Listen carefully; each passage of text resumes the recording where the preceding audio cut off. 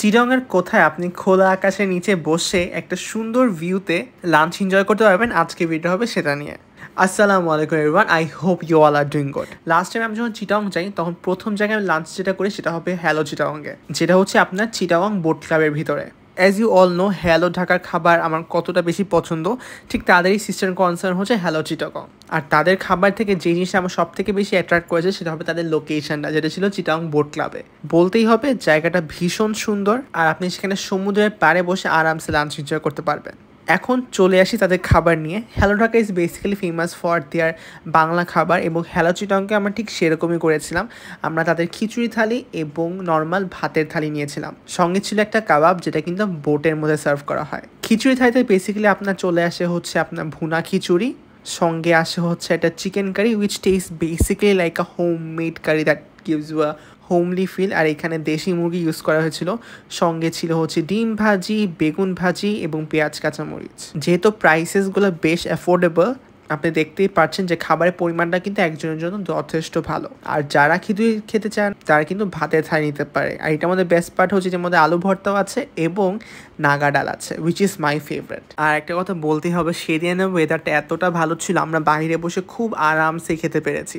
দিন শেষে আমরা বাঙালিরা যত ইটালিয়ান খাবার, চাইনিজ খাবার, জাপানিজ খাবার খাই না কেন, বাংলা খাবার টানটা কিন্তু সবসময়ই থেকে যায়।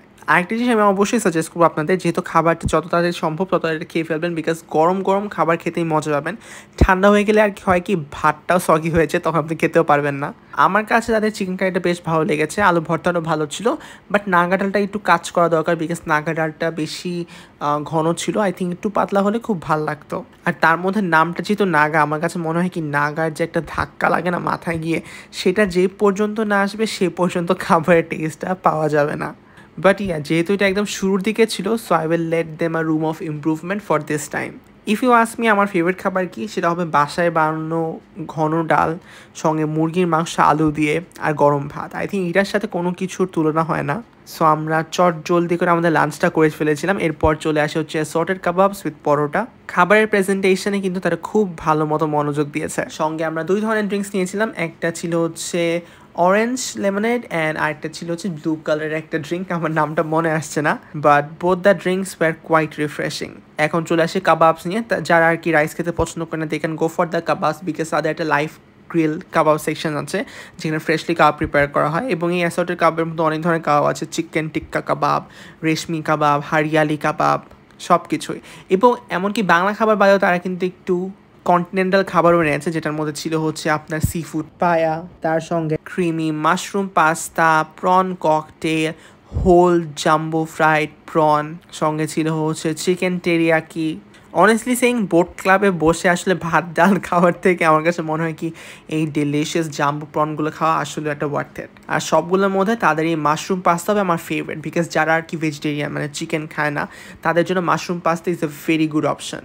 আর অন্যদিকে প্রন ককটেলটা না মানে একদম ট্যাঙ্গি ছিল, সুইট ছিল। I think the cocktail sauce actually made it more delicious. Sea food পায়ে ছিল বেশ ভালো পরিমাণের স্কুইড এবং প্রন, সঙ্গে মটরশুঁটিও ছিল।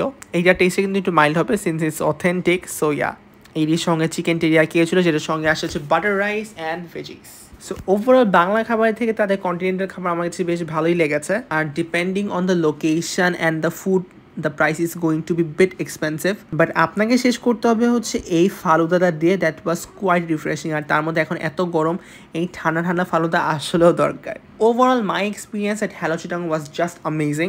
আপনার যদি তাদের রেস্টুরেন্টে গিয়ে থাকেন আমাকে অবশ্যই কমেন্ট সেকশনে জানাবেন। So that's all for today, happy eating.